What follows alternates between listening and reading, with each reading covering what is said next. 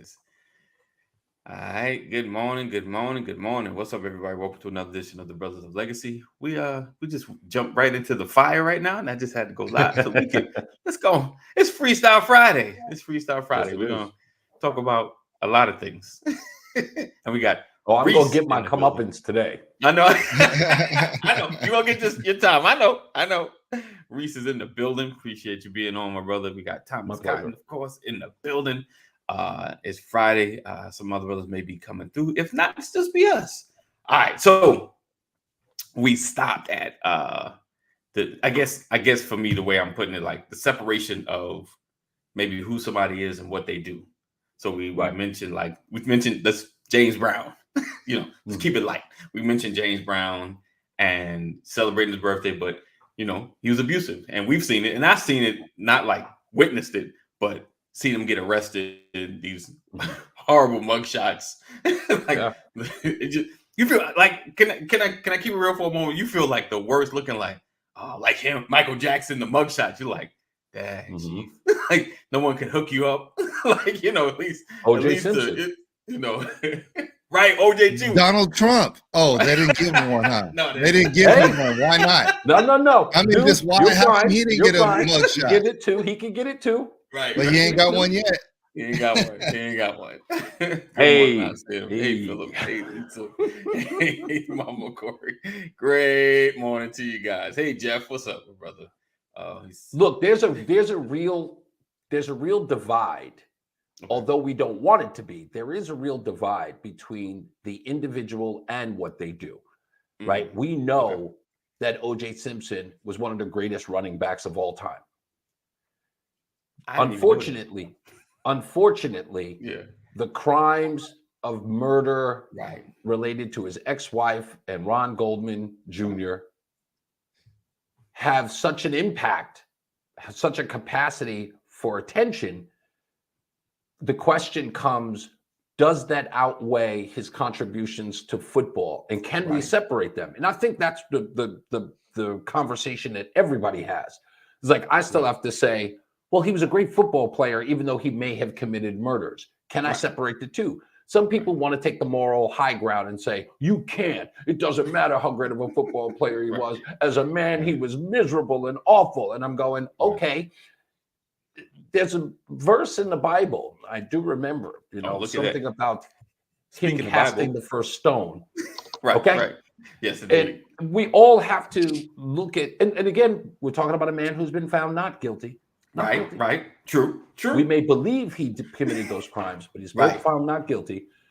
And we've got to be able to separate it. And I know you didn't want to bring in the RK guy, but Oh, we can talk about him. Okay, but the fact remains, I wasn't a huge R. Kelly fan, but I liked a couple of those two-step songs. Right.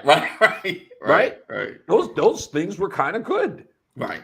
I can separate the man from the music because when he was introduced to me as a musician, not a guy who was abusive to women. That wasn't what brought him to his claim of fame. So I'm addressing his claim to fame. Right. But the story is always still being written, right? And so sometimes you can write the story and the book has one part and then the story continues to be written. It's what part of the book that really speaks to you at that point, right? So some people who've been through abuse might look at R. Kelly and say, this guy, who cares about anything else he's ever done? He's always been this way, right? That's right. But then there's people like myself, like I'm not a fan of his 2000s music pretty much, but everything before, it's a part of my life. It's like you can't take that part out. If you take these things out of my life, then part of my life goes away, because his music was a big part of certain memories that I have and everything else. So you were a big fan of Public Announcement? Oh man. Oh, really? Listen, wow. Listen. You got to go back to that time and do the things I was doing when that stuff was out. Okay, all right. Because I saw Public Announcement when they were doing the county fair, like before they were big. Man, I saw that's big in Hartford, Connecticut. Right. I saw that, and it was I saw them not just went, oh, there's a new guy. And that's who I thought they were. I thought they were a new guy. So interesting thing. back in the 90s when R. Kelly first dropped, there was this other artist. His name was Smooth. He had the song "Meanwhile Back at the Ranch," and man, when he dropped and R. Kelly dropped at the same time, I was like, oh man, we were comparing them and we were thinking this dude Smooth was gonna make a name for himself. Right. Man, his album was tight, but he went away. R. Right. Kelly blew up. You know, he came out with all the next hits, and the rest is history. Yeah, that it happens. You know what started this was the title, which you were talking about, "Eat the Cake," and I went back and talked about "Eat the Cake" anime. And I had to go back and look at the clip and remind myself what was happening in that part of the clip. "Eat the Cake" anime. And so, you know, there's been historical things that have happened, and like what do we, you know, choose to believe about people, and you know, we're gonna look at them for the worst thing they ever done, right? Or we're gonna, you know, see them for the, you know, without Ike Turner, there is no Tina Turner. Right. So, that too. You know, wow, which brings us right to Donald Trump. Anyway, I'm sorry, I can't hear you, Brian. Listen, if you have a history of doing wrong, society calls you a career criminal. Right, Thomas. Right. Listen, because I'm going to get out here just before 10 o'clock because I have a 10:30 appointment. But I'm going to say this. I'm going to try to be as brief as I can. Brevity being the soul of wit. When you heard that and read that indictment, my friend, on Tuesday, and you found out it was 34 counts of one charge that he could not define as a crime, and every legal expert from Fox News, which I know you hate, to CNN and MSNBC, who you can trust, said there's no there, and this is the dumbest indictment they've ever seen in their entire life. There had to be air that slowly left your balloon. So here's where you start to say you don't like, you know, you don't judge people for the worst thing they've ever done. He just made a bunch of assumptions about me. No, I'm teasing, of course. I say that tongue in cheek. I know you do. I'm joking with Alvin Bragg. Let me say this. I think it's when I look at the information that I can read and the things I can see and the things they're actually saying to us, I think it's a weak case from the beginning. I do believe. I think it's an uphill fight because the burden of proof is on the people. And so, you know, if you're looking at Trump, he really doesn't have to defend himself if you can't come up with something tighter than that. And the other thing is you got to keep it at felony level. Can you keep it at this felony level, even though you have, you know, these 34 trumped up charges? Anyways, pun you know, intended. But, you know, we'll see because, you know, I've seen some crazy stuff happen in the justice system. I'll tell you that. And, you know, Trump actually has the money to defend himself. Right. So that's going to be pretty interesting just to see. But, you know, it's going to make for good reality TV. I'll tell you that. Can I applaud the pastor who's here? I'd like to give him my personal applaud. Now, let me tell you why, Pastor. Pastor, I mean this from the bottom of my heart. I don't know what your politics are. But I must say that you were the only sane person on this program, with maybe the exception of AD, who tried to stay as neutral as possible. I tried to. But you said you read the writing on the wall that this all was going to turn out to be a big nothing. You were very skeptical. And I applaud you for that, at least waiting until we saw the indictment. Because I was typing away at my computer while you guys were talking like this. Even Thomas noticed that I was putting everything in capital with exclamation points. Because I couldn't get on and I wanted to shout to the rafters. So I applaud you, Pastor, for keeping this level head. In all Listen, I was surprised they got him in court. Like, then I heard a rumor. Someone had leaked saying that they were going to try to do it via Zoom, but he wanted to come there. He wanted to be there. But I was like, I told y'all, like, of course. You want me to come? I'm coming to court. I'm marching into court. I wanted the mugshot. You wanted the mugshot? I wanted the mugshot more than anyone. Listen to me. People call me a Trump lover. Yeah. I'm not. I'm just supporting my side of the political aisle. But that mugshot was going to be the most lucrative piece of a T-shirt that I've ever seen in my entire life. Yes. And I was going to make my $100,000 off that mugshot. But did you see the free Trump they, thing? They made up a mugshot for you. So that's how important they thought it was. So you can go find your own, you know, you can go create your own. I mean, but the actual mugshot would have been like Frank Sinatra's mugshot. It would have been like, you know, hero legend type thing. Johnny Cash. Hey, it may not be too late if he gets convicted. I'm just saying. You know what? You probably they got to do it, even if it's if they want to take him in for a misdemeanor or something else. Who knows? If they have to book him, if he's ever going to get booked. Right. The part that makes me angry about this is Alvin Bragg, which a lot of people really don't know that much about, but I do. This guy's from Harlem. He's always kind of been given everything, kind of under affirmative action. I'm not saying that to belittle him. We can't say that because you don't know that. You can't. Yes, I do. Actually, yes, I do. I've done everything. That's taken away from somebody who's put some work in. Right. Like I can't just sit here in good conscience and let you just bash somebody under affirmative action because you know there's no way that we know that. You don't know that. There is. Well, give me some proof then. I'll tell you what. Give me some proof. I wanted to bring. Hold on. I wanted to bring proof on there, but I can't switch cameras in order to do that because I have actually documents. Drop me a chat. My email is on my website's right there. Let me give you my email. Well, I have your email. I just want to see the proof. No, I'll send it to you.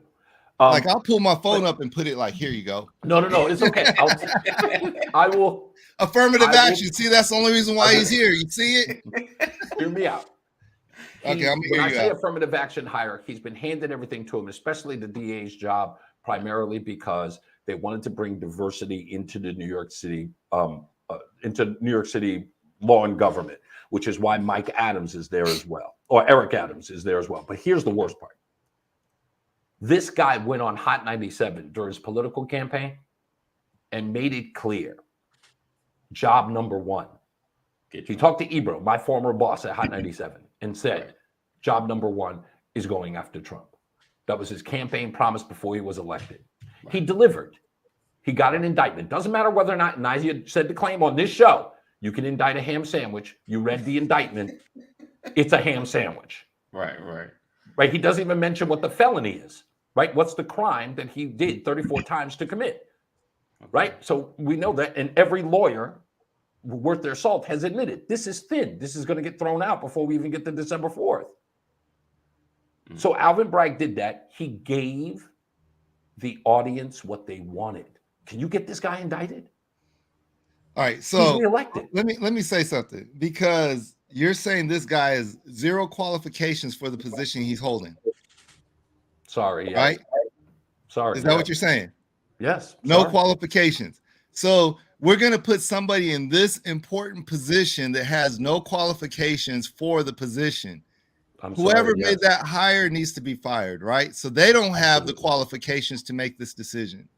You see, this is something that you're going down. Okay, this person doesn't have these qualifications. We're just going to do this because everything we're doing right now revolves around Trump. That is so revolving around Trump type of thinking that, you know, on the other side, like you just did that because you want Trump, you know, and it has so much more to do with that. This is more than Trump. The other thing about indicting a ham sandwich, you still haven't shown me where a ham sandwich has been indicted. I did. Actually, I did. You ain't never shown me a ham sandwich. Hold on, I'll do it now. I asked for it. I'll do it now.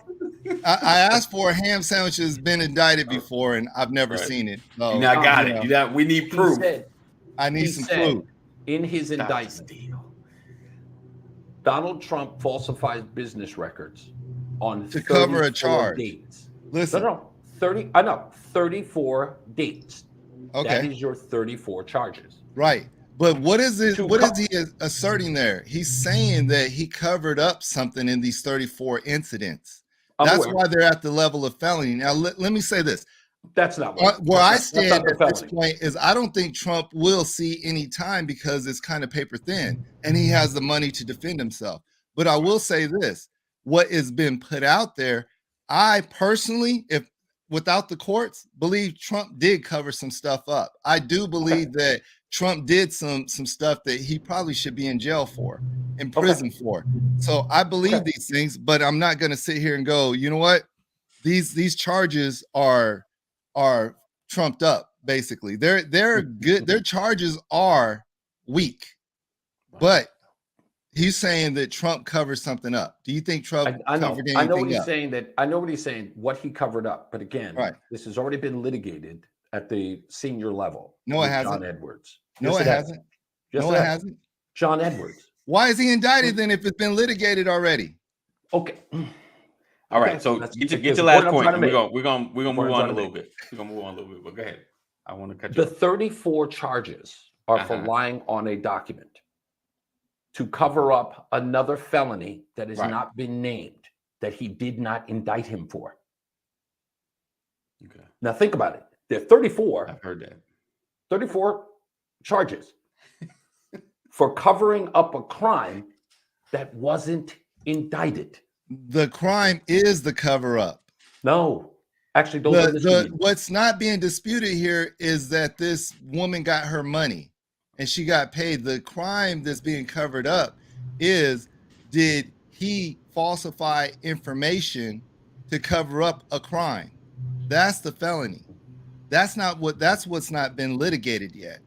And so that's the part that they're trying to say, you're covering something up, which typically should have been misdemeanor level. I still think that they're not going to be able, it's going to be hard, the burden of proof to get to the felony level and keep it at felony level, especially when you have all this money and everything that's going to be going through the court system. I think that's very hard for the people. But I will say this, what he's being charged for, like, if they really want to continue to railroad him, I've seen less be railroaded in the system. So, you know, it's not something that, but he's Trump. So chances of him, you know, it's just a crazy situation. So my point is, you better watch my show. Like I do want to watch the full commentary. Get the full commentary. Yeah. I've broken it down 3 times already. All right, you're gonna listen. Nonetheless, I won't inundate you with this. Quick shout out to Reese. Reese on the radio. That's as you can see in the background. You can see in his title. So make sure you guys check him out. If you get the full story, get the truth from Reese. The truth. Okay. First of all, I hear the sarcasm. Okay? No, real talk. He gets some good commentary. I'm just saying with sarcasm. He gets good commentary. You know, listen. At least you know you speak from a space of that you read it, that you have some information, and not just your opinion. So I do appreciate that. And I appreciate you being on. Thank you, being part of this. Real talk. Pastor, good morning, sir. Happy Friday. Happy Friday. Yes, indeed. Sorry I was delayed, you guys. You're good. Good to see you, Reese. My pleasure, Pastor. Is Donald Trump good for America? Yes. Has America improved relations since Donald Trump started his political journey? Are we in a better state since Donald Trump as a country? You mean us as a country? Yeah. No. Okay. Interesting. So you believe that putting Donald Trump back in office at this juncture is better for America? Yes. Because I don't care. To be honest with you, I don't care what makes you feel good. I don't either. I'm not. This is not an emotional. For me, it's survivability. It's synergy. My question is, so there's a school that just lost 6 people, 3 children, 3 adults, because some individual went into the school and shot at people. recently in Tennessee. Yeah. A couple of politicians, 3 to be exact, were part of the protest at the Capitol in Tennessee. They participated in the protest in the banning of assault weapons. Now, I own assault weapons. I am a believer in my right to bear arms. Wholeheartedly. Guns don't kill people, people kill people. I do believe that there has to be more done in terms of background checks and all of that. I don't believe everybody deserves to carry a weapon, a gun. But 2 people have been booted from their political positions. 1 person has been retained. All 3 are Democrats. The 2 that lost their positions, that were booted off, were of darker hue, and the one that remained is of a lighter hue. Now, I won't say that it was racially motivated. What I will say is, would this even be a conversation if we hadn't gone through all the things we went through over the last 7 or 8 years? I don't know. I think it's too hard to glean from the events as of recent to suggest that. But I will say this, Pastor, because you are a pastor, and I know you'll agree with what I'm about to say. We are responsible for how we respond to today. Right. We cannot, even though it's been done, we cannot blame the big bad boogeyman for our reaction to the big bad boogeyman. Yes. We either build our house with bricks, with straw, or with cotton candy. If the big bad wolf is coming by, it's how we respond to the big bad wolf and what he can do. Now, everybody's saying that we wouldn't have this world if it weren't for Trump. And that sounds crazy, because I can take people back to 1864. I can take people back to 1738. Right. I can take people back to division. Right. We've had a time where someone was beaten to death on the floors of Congress, beaten almost to death. Yes. Over the argument of slavery in Congress. Yes. And now people are screaming about an insurrection. The Capitol building's been burned down, as is the White House. Yes. So we look at the world from a very myopic point of view. Yeah, sure, it's tragic in our time. There have been worse. So I don't look at Donald Trump as, I'm sorry that he doesn't make a lot of people feel good, but go see your sponsor. Go see your therapist. That's the way I look at it. I'm sick and tired. I get it. I get it. Makes them feel. You say, and that's what I was hoping to hear from you. We are responsible for how we respond. And so my question is, when you consider the lack of leverage that these politicians had in Tennessee, and you consider the boatload of leverage that Donald Trump has, is it fair to say that if had his responses been different, America would be a little more peaceful? I agree. Well, no. Let me stop there. I believe that you have to let people be who they are. I think our biggest problem as a United States is that we've left the level of letting people be who they are and accepting the world as it is. We have tried too hard to play God. Right. Instead of letting life be. We have to accept life on life terms. Yeah. This is the way the world is, and we respond to it in our own way. But when we start reacting to it and saying we have to meet that moment with the moment we're approached, or that fight fire with fire instead of accepting is always the answer. Donald Trump is Donald Trump. I didn't make him. God made him. But I can't be sitting over here talking about, the reason why I punched that guy in the face at a traffic stop is because we're in the era of Trump. Sorry. To say that white supremacists are coming out of the woodworks is because of Donald Trump is lazy. Interesting. It's lazy. His greatest argument has been fake news, right? And in his narrative, fake news has led the left to their responses. All right. You say we're responsible for how we respond to things, and everything is based on leverage. Everything is based on influence in America. Well, you said, Donald, you said we should leave people to be who they are because of who Donald Trump is. What I'm asking you, my question is this: what is your ranking of his moral character? It's not about how I feel, it's about what's good for the country. And so if you have this many questions and the only outcome is that you can't prove it,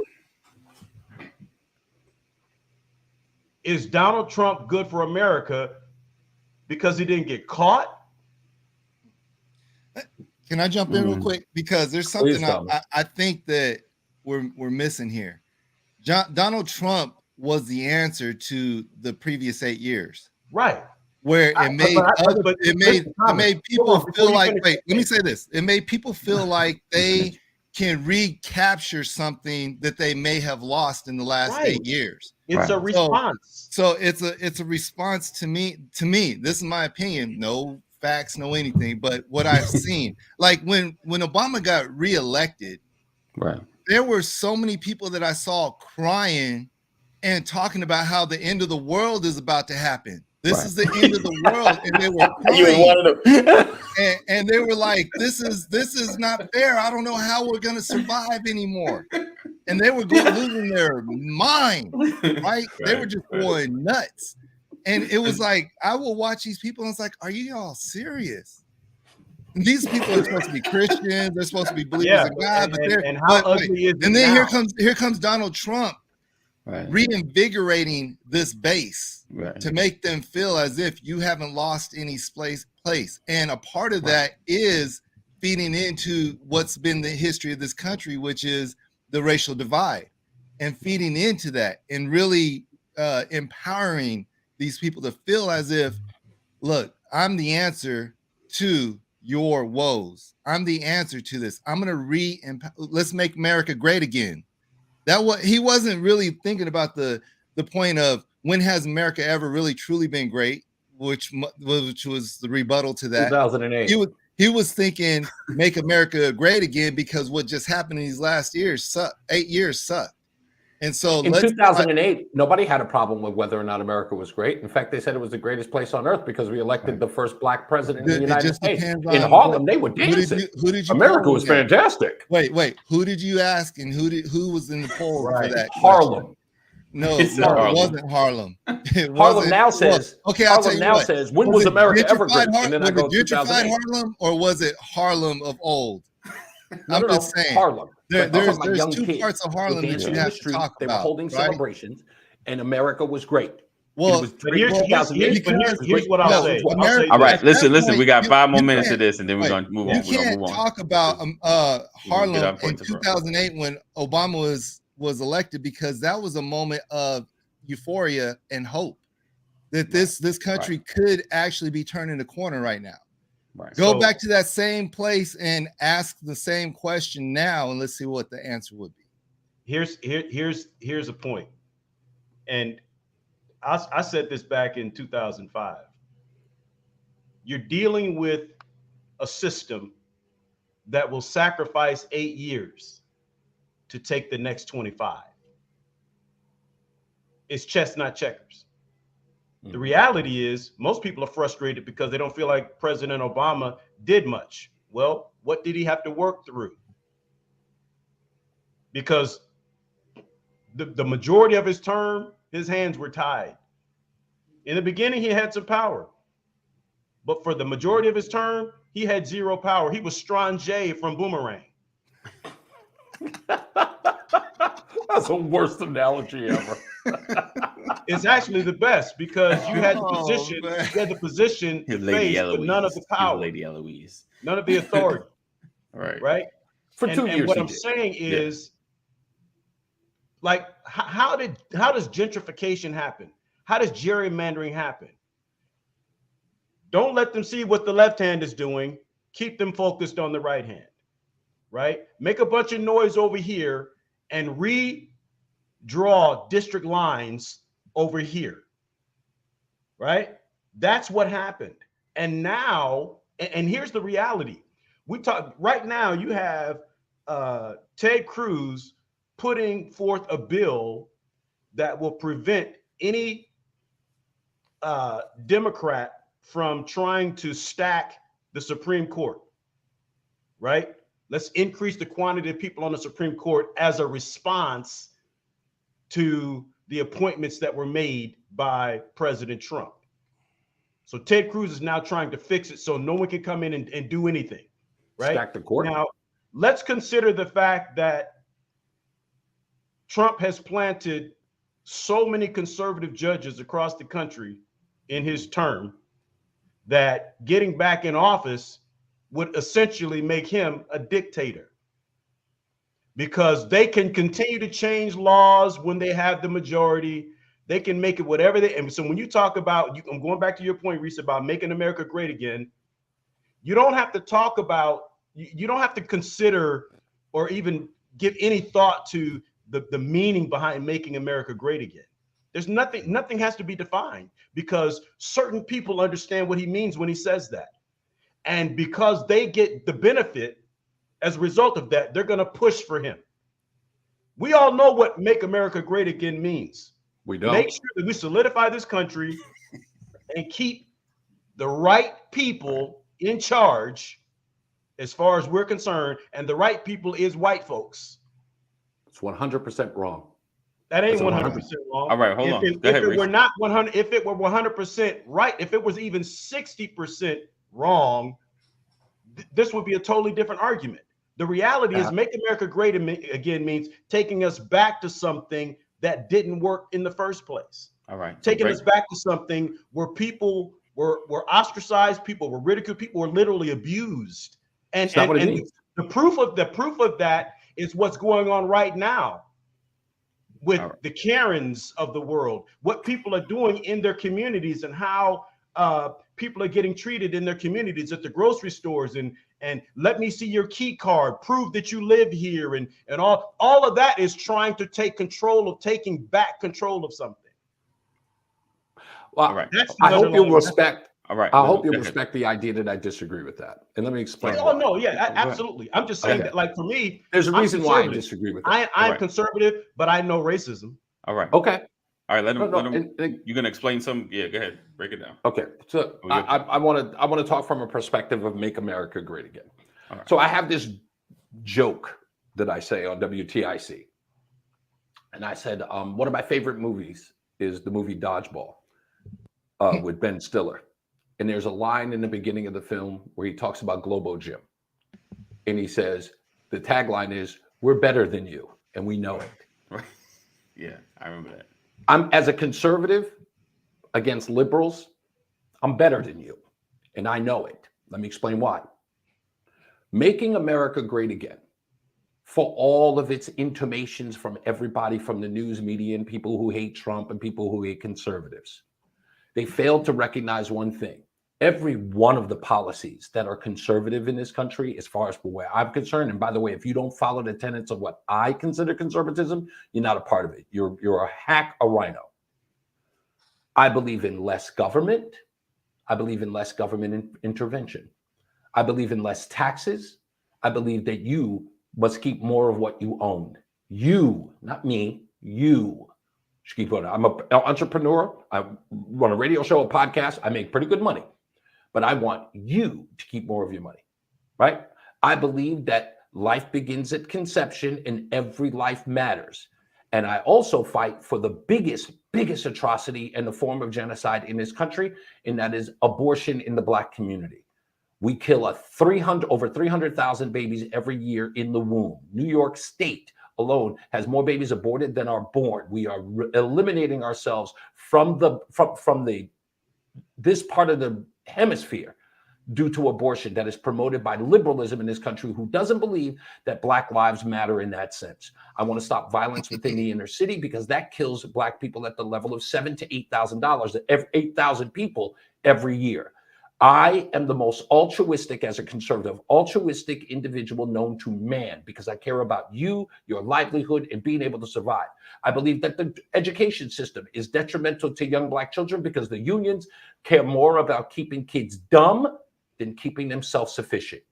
I think that they believe that we should have a welfare system for everybody because they don't see them as equals. They don't think that kids can achieve better, so they lower the standards for Black children in particular because they don't see them as human beings. When I say I'm better than you and I know it, it's because I care about the people who are the most vulnerable in our society as a conservative. And many conservatives that I'm a part of feel exactly the same way, and we can prove it. So when we say make America great again, we're talking about for everyone, not for white people, because I could give two craps about what white people think about it. Here's my response to that is, I don't agree with everything that you just said, because when it comes to abortion, my lines are a little different, right? Okay. When it comes to money and the size of government, completely with you. When it comes to the educational system, yeah, I do believe that there's a different standard. I believe there's an intention to lower the standard. But I believe that that intention in lowering the standard is for the benefit of white people. Okay? Oh, yes. You dumb down minorities so that white people remain the smart people. So hallelujah. I got to jump in, though, because what I got to say is, sounds good. What are you doing about it? Right. Because wait. When we talk about make America great again, you say you want to jump in, but hold on. Let me finish my thing. Let me finish. Go ahead, finish. What I'm saying is, you still said make America great again, right? You're talking about something that has existed, and I'm saying it has not existed. All right. America has not been great for people who look like me, ever. All right. Now we've got great opportunities. Listen, I have picked myself up by the bootstraps. I don't want you in my pocket. I don't want the government in your pocket. I agree with all of that. But that doesn't mean we've already experienced this. There's no way you can tell me as a man of color that America is great. You may be doing great, but when you think about the numbers and you talk about abortions with Black children, when you look at the percentage of Black people in America, we can emphasize the amount of abortions. I will say this. I believe in the power of choice. I do believe in the power of choice. I believe there's a consequence for every abortion, but that's a spiritual thing for me. I don't want to tell anybody what to do with their body. What I would say is, if the man you laid with wants the child and you don't want the child, what happens when the man doesn't want the child and you want the child and the man is responsible for child support anyway? That means there should be more communication between the father and the mother of the child to decide what's best for the child. It can't just be left up to a woman because it's her body, because it takes two people to make a baby. All right? We should start. That's what I'm saying. So we've never had great on my side of the fence. Never. I disagree. So make America great again means taking me back to something that I don't want to ever experience again. I think that's myopic. I think we need to make America great, but not again, because it ain't been great. So go ahead, Thomas. Jumping in it's like we have all these great ideas, but we don't see anything really being done about it. And when we think about the inner cities and we talk about what's going on in the inner cities, I hear more rhetoric about let them continue to do what they do. There's nothing that could be done about that than people actually doing something about it. Right. The other part about this is, if you want less government, why do you empower government so much by being so rah-rah about a political side of things versus being what's right and what's wrong? And I think that's where we're getting, our political system gets people on either side and puts them at odds with one another. So no one really sees what's wrong and does something about it. And in order to keep your political positions, you have to continue to do what the politicians do. You listen to lobbyists. Lobbyists pay big money to get things moved. If you want things changed, then you change lobbying rules. You change legislative rules. But none of these things are really changing. If we start looking at what's really changing, and if we pull things back, we can see that there's still a lot of racist laws out there. If you really want to do something about prisons, then get rid of the 13th Amendment, or not get rid of it, change it to where there is no slavery for anything. If you start to look at how, let's use something like the crack law. When has, it's been shown that the composition of crack and cocaine, there is truly no difference between it. But when it comes to the sentencing laws at one time were 100 to 1, meaning it would take 100 times the amount of regular cocaine to get the same sentence as crack, right? But then we also have the numbers where 88% of the people who are sentenced for crack related crimes are Black. So they're the ones that are getting these longer sentences. It's been shown that within the justice system that Black people get treated harsher than white people. There's all these other things. So there's a point where if you're going to say make America great again, how about just say make America great, period. Okay, I can answer that. And you brought up such a great point, and it's a criminal justice business that I've been advocating to destroy for 30 years. But advocating and doing something, Reese, you got influence. Thomas, when I say advocating, I'm literally pushing candidates across the finish line. I'm very active in. What have they done, the ones that you push across the finish line? I'll tell you. Here's why. Okay, I want to know. The reason why we got Jason Moyares in my town, the reason why we got him as an attorney general was because we knew that the criminal justice system was being used against Black people. And why? Because we had Democratic mayors and we had Democratic attorney generals. And what were they using? They were using the criminality of African Americans in their community as nothing more to line their pockets and to also bump their resumes. They were using the most vulnerable as a means to advance their careers. And that has happened everywhere across the country. Now, this is factual. There's no denying it. If you go to any place where there's a large spate of African Americans in the community, those places have been run by your party for over 60 years. Don't say my party. Again, that's not my party. Okay, I'm sorry. All right, you don't even know. You don't know what I apologize. I apologize. I apologize. Let me just say the Democrat Party and liberals have been running those towns for over 60 years. That's Detroit, that's Chicago, that's New York, that's LA, predominantly liberal. Right. What have they done with the African Americans in those communities? They created 3 strike laws.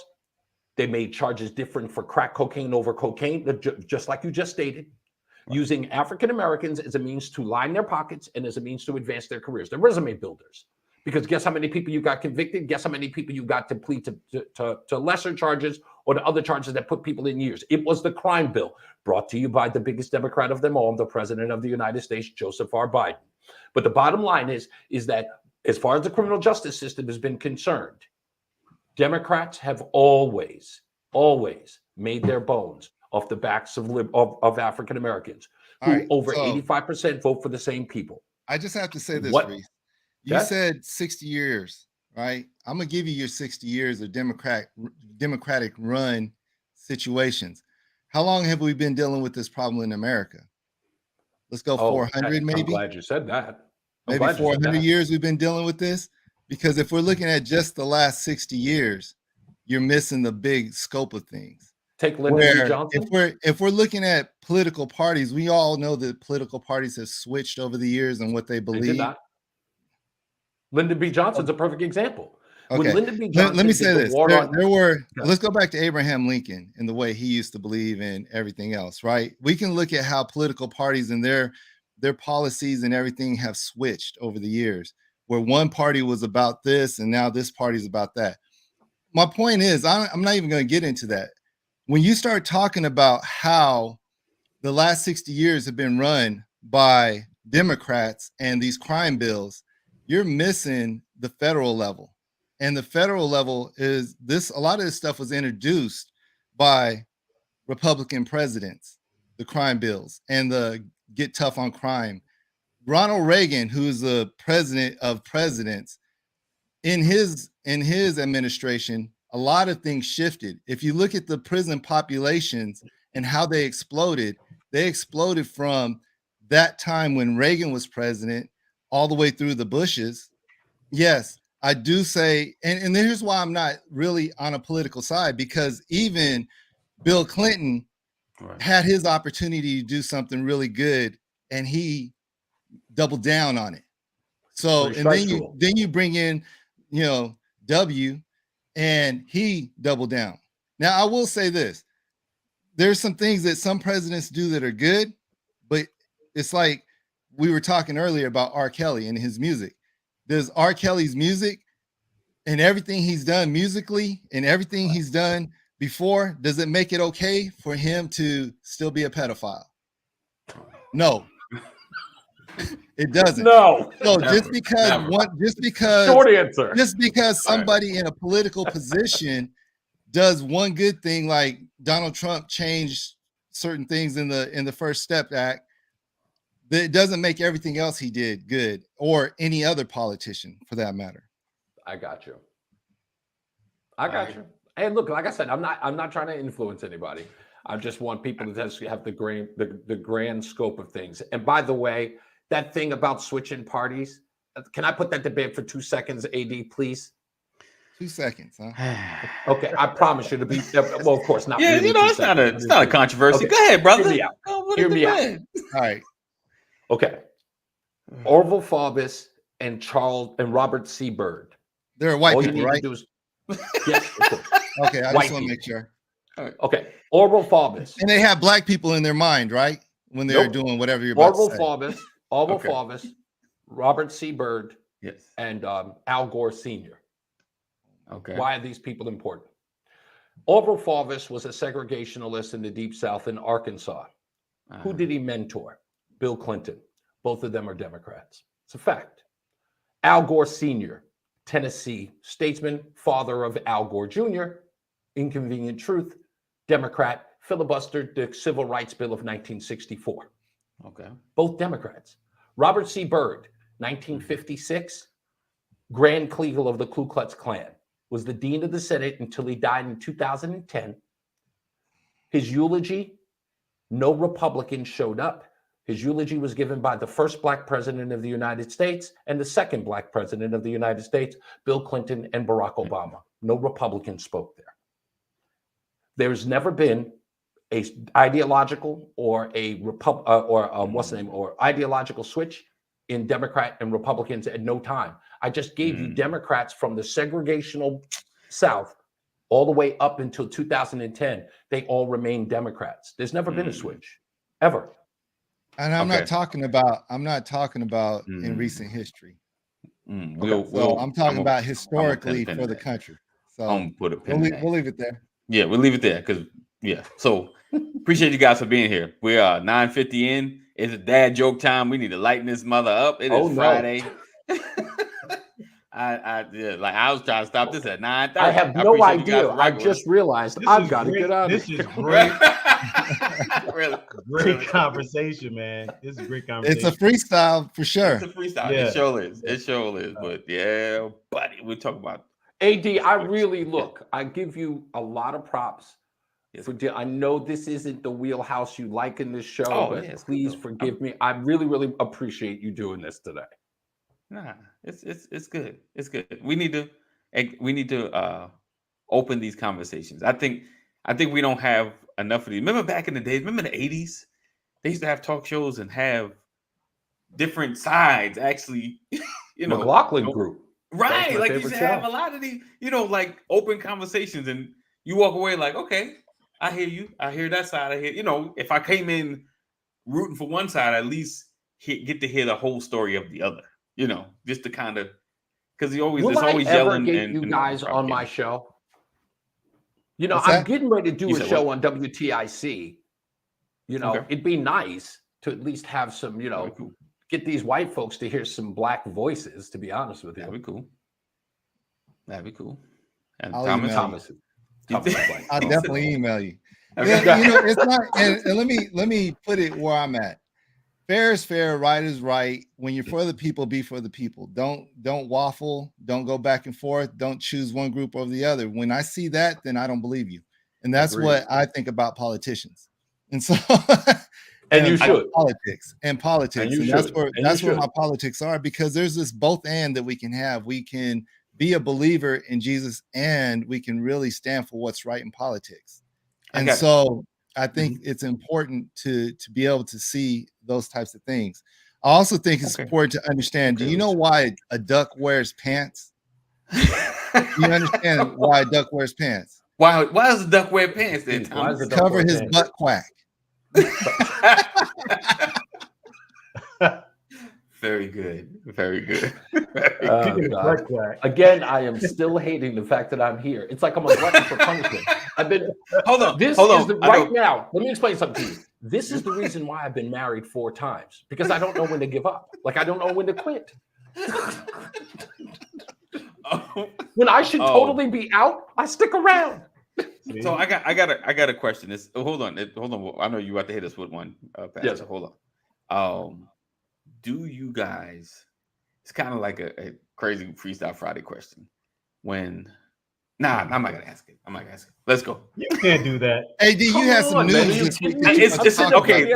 Warning. This is a morbid question. It's a morbid question. But when it comes to like the passing of somebody, right? Do you celebrate birthdays for the continuous your lifetime? You know, would you celebrate their birthday continuously?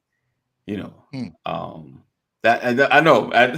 Wife just in me because I seen somebody else did it on. Yeah, and I was like, it's an interesting thing. Like when you say celebrate, are you acknowledging their birthday, or are you celebrating like birthday party, birthday everything? Like a post on Facebook, and you just like something, and so get into a mood, because I feel like you probably get into a whole mood. It's a whole day of remembrance, I guess, or something like I just. Well, here's what I'll say. And just nah. You can't determine or measure or evaluate someone else's mourning process. Right. That was my bringing it up. Yeah. So there is no, what do you think about it? You think whatever you want to think about it. Yeah. I've thought about it. I lost my son in 2020. Right. Today I have on a shirt that commemorates his work, his business. I had these shirts made. I got his face on my sleeve. This is something that I've had made. This is me remembering my son. And it's my thing. Yeah. So for someone to post or whatever in the memory of somebody, that's their thing. Their thing. Right. So I would say, I would steer clear of that and let people mourn and remember. Yeah, no doubt. If they want to. There's not really a right or wrong. It's just you. It's up to you how you want to do it. Do you mind if I destroy that theory? My dad's birthday is coming up on Tuesday, and he passed not long ago, and it's been on my mind the whole time. Like my dad's birthday's coming up. And I don't know how I'm going to respond, but my dad is always on my mind. Right. Because he's been there. Passed in 2000, and it's sometimes it's just an acknowledgement of man, I miss this person. I really, I do miss my dad, and his birthday is on Tuesday, and it's like, okay, am I going to post something? I thought about that. Am I going to do this? Or I'm just going to acknowledge. I don't know how to respond to that. All I know is that I'm thinking about it. Right. Whew. Okay, I'm just going to say this. I don't mean anything by it. This is just my point of view. I hate the idea of people making a public spectacle of somebody's passing. I believe that most people genuinely, when you care about somebody who has moved on, that is a private and honest grieving. Funerals, as they say, are for the living, right?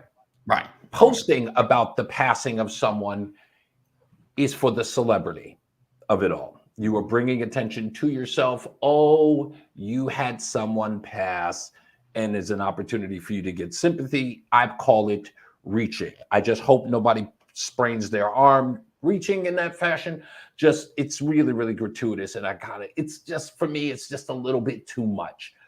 It's sympathy seeking. It's like posting relationship status. Oh, my man just left me. Oh, so you can feel good about yourself. Oh, you were such a great person. He's a jerk. I'm like, oh, she was just don't, it's just, for me, that's just kind of thing. If you really care about that person, you're going to mourn them in the way that you mourn them. If it's posting on social media, I guess that's okay. But in my point of view, I just see it somewhere else. Yeah, I agree. But I'm saying I don't disagree that happens with people. Right. But I'm saying, the authenticity matters. I mean, if you're doing it for the wrong reasons, then I get it. But if you just want to say, like, for example, if you knew someone was on social media regularly when they were alive and now they're gone, and you knew they would be posting, you could give them a shout out because that's what they did. That's what they did. You know what I mean? And that's why I say it's difficult I think to your earlier point, which is in agreement with mine, however you feel you need to do it, right? That's what you do. And I think people just have to make room for that, because we all mourn differently. We all grieve differently. No doubt. I mean, I know sometimes maybe like the posting, like if you got family all over the place, just as a notice. Listen, I agree with Reese, man. The whole posting, there's a lot of, hey, look at me. Hey, look at me. There is 100%. But I think as far as, to me, I mean, how I look at it, I know my opinion, like some postings, maybe just as a notification, because you may not have seen them in a while, like, oh man, what you call it? They passed. Like, I didn't, you got family members like, I didn't know. Why didn't you call me? Like, so AD, a friend of mine posted that their dog died. Oh gosh. And I did the most honest thing I could. They posted the picture of their dog. Okay. And it was like, oh, we just lost our dog, blah, blah, blah, blah, blah. And my response to them was pure. You got a dog? You never posted about this animal. The only time you post about it is when it's dead. I got you had a dog? Right. And I think after that, they got the picture. I got you. Of the dog? Yes. I'm out. Peter's a strong organization. I'm out. Peter don't play. I ain't joking about animals. Let's talk about people. Now I'm glad I stayed. All right. I gotta go. Let me just say thank you, folks. I really, really appreciate you. No problem, man. Appreciate you. Have a wonderful weekend, everybody. Yes, sir. You too. Oh man. All right. You knew when Reese came on, it was gonna get deep. Oh, I know. Well, I know. And I was gonna try to cut. I was like, you know what? I never let y'all go in. I never let the go. Yes, sir. Well, as long as we kept it cordial, and we do. Oh, we do. But that switch, we're gonna talk about that because I've heard the man. We'll get back there. So I'm afraid for my calendar, you guys. Oh gosh. Why is that? Because the days are numbered. I knew it.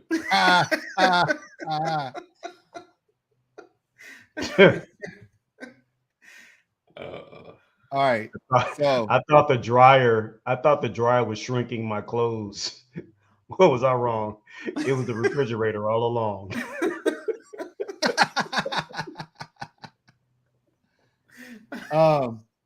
So I get a lot of dad jokes from my kids these days because they just want to tell me jokes, right? Right. And from other people who know that there's jokes. So what does the drummer name his twin daughters? What's that? And a 1 and a 2. Okay. I love it. How do you follow Will Smith in the snow? Okay. Oh, the Fresh Prince. I knew that one. Singing in the shower is fun until you get soap in your mouth. Then it's a soap opera. Okay.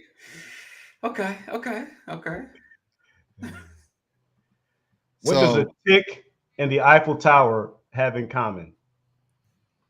What is what? A stick? tick. You know how A you tick. go into the woods and you get a tick in your body from Yeah. outside. What does a tick and the Eiffel Tower have in common? They're both parasites. Okay. I didn't see that Paddington told me that joke. one. Okay. I Oh, don't have one Next. today. I'm waiting. Come on, Thomas. oh, I wasn't that. mine is the same, almost similar to the other one. What does the DJ name his child? Oh gosh. 1 and 2. Eric. No.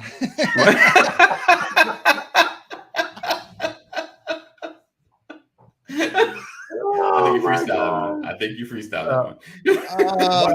Why do fathers take an extra pair of socks when they go golfing? Why? In case they get a hole in one.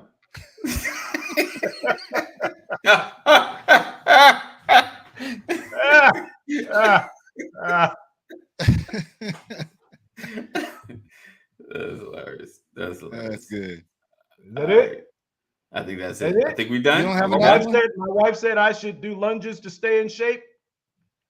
That would be a big step forward. Ooh. Literally. Literally. Okay. Let's see. What's up? All right. Any plans this weekend? Yeah. What's that? I'm going to talk to the moon about cutting his hair. What you How say? does the moon cut his hair? How does who cut his hair? How does the moon cut his hair? Eclipse it. That's it. Oh, dang, I was sitting there thinking. Should have knew that one. That was like right there. So plans for the weekend. Jesus is risen. That's always going to be first for this weekend. But new editions happening tonight.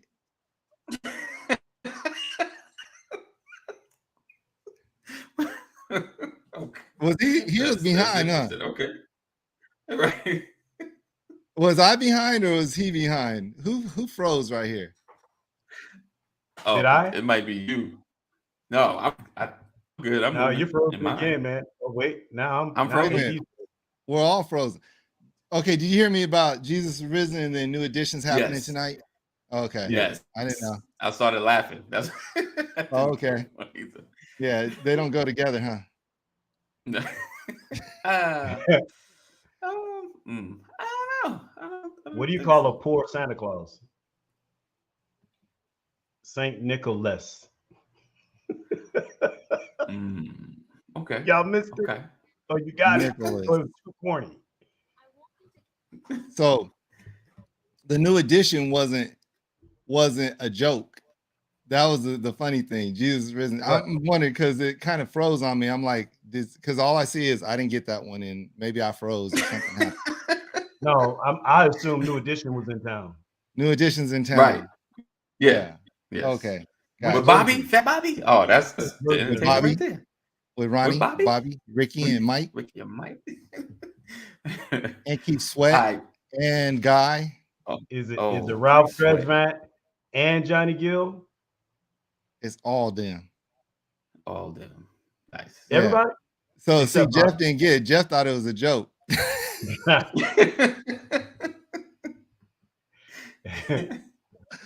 Yeah, all them. Bobby's out now?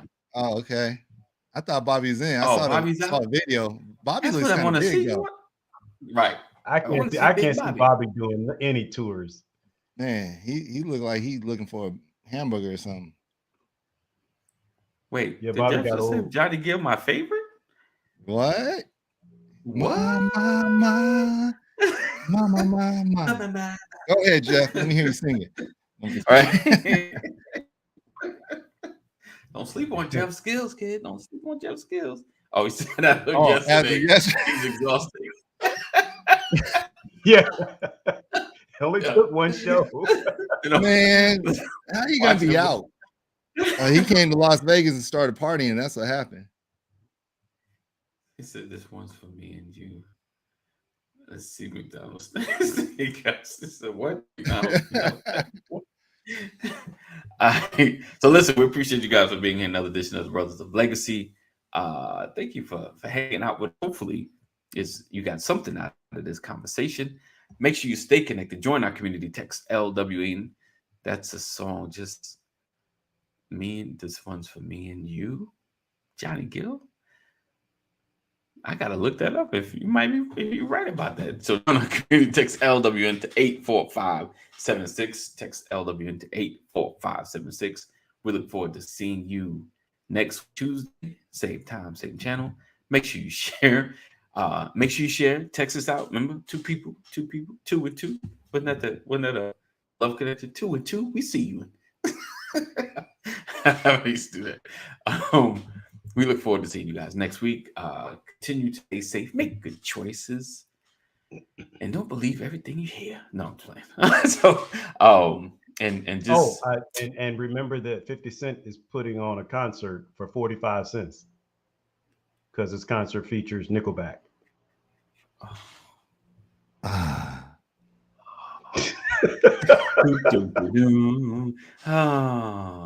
He said, wait, Jeff said we Johnny Gill posers. Hey, Johnny Gill was the man back when him and Stacey Lattisaw was cool. Y'all don't even remember Stacey Lattisaw, do you? Do you? I don't. What is she saying? Never mind. Give me the song. Give me the song. I know the song. I know the name. I just can't think of her music right now. Right. It's just been so long ago, but there's no way you could anybody that was born. Well, it doesn't matter. That's just Stacey Lattisaw. Look, he was like, anyone who's born. Wait a minute, I'm about to tell my age. Way back. Right. I'm about to age myself right here. Love on a two-way street. There she is. Yeah. I found love on a two-way. Oh, okay. Thank you for busting that out. All right, I was like, this situation sounded right. All right. You better end the show before I get rid of your listeners from my voice. I'm gonna start singing, and your listeners are gonna start dropping off. They're just gonna be like, I'm gone. All right, it's time to go. Appreciate you guys being here. Thanks for being out. Good night. So listen, we look forward to seeing you guys next week. Continue to share, care, and love on somebody. Be nice. All right. 988, you or someone you love is having a mental health crisis. Make sure you dial 988. Sorry, my computer's moving like really, really slow because I think I've been trying to do too much. Oh, okay. Jeff is singing. All right. So next week, we'll see you. Take care. Know that we love you. Jesus loves you more. Listen, it's Easter. If you haven't been to church, please go. It's Resurrection. This Sunday. Resurrection Sunday, not Easter. Yeah, if you're speaking from a ecumenical or spiritual perspective, it's Resurrection Weekend. Yes. Today is Resurrection. Yeah. Went down today, but he's getting up Sunday. Right? Yes. And all I'm saying, man, is take consideration for the fact that you are here today because he got up. Right. Whether you believe it or not, doesn't matter. I'm going to tell you, you're here today because he got up. You have another opportunity because Jesus gave you that opportunity. And here's an opportunity this weekend.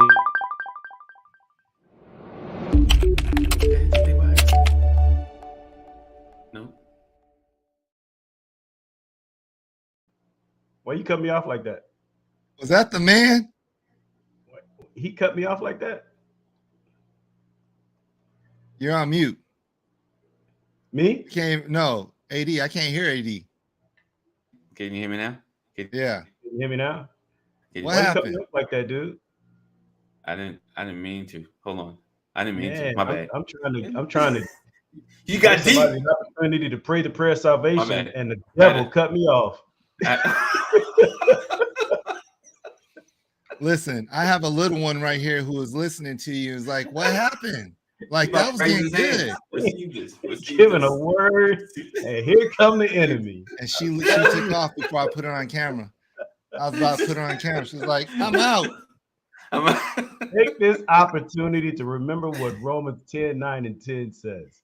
Confess Yes. with your mouth the Lord Jesus, believe in your heart that God is raised him from the dead, and thou shalt be saved. Saved. Yes, saved. Amen. So do that if you haven't. Give yourself another chance, not a second chance, another chance. Grace is free. Yes. Salvation came at a cost. Amen. Man. Amen. You know what's funny is I never knew we went back live. I was about to start acting up. I saw it in your face. I saw it in your face. Man, We're gonna go. and then I looked over and I saw Facebook had me on Facebook doing all the stuff I was doing. I was like, we're live. Amen. Amen, everybody. Listen. Man, that's good stuff though, Pastor. Thanks for sharing that. Absolutely. Amen. All right, guys. We'll see you next week.